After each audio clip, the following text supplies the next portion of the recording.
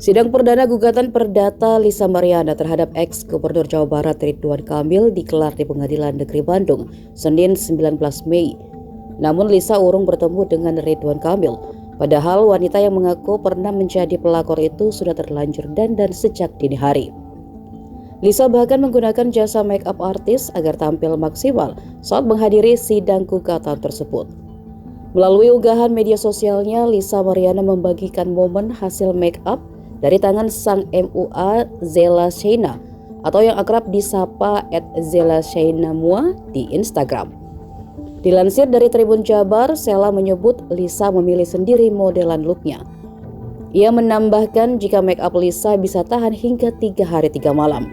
Sementara itu, Lisa harus merogoh kantong 2,5 juta rupiah untuk make up, hairdo, dan transport dari Jakarta ke Bandung. Sidang gugatan ini akan kembali digelar pada Rabu 28 Mei 2025 mendatang, dikarenakan pihak dari Ridwan Kamil tak hadir. Sebelumnya, kuasa hukum Ridwan Kamil, Muslim Jaya Butar-Butar, telah mengirimkan surat permohonan pengunduran jadwal pembukaan sidang perdana atas gugatan perdata dari Lisa Mariana di Pengadilan Negeri Bandung.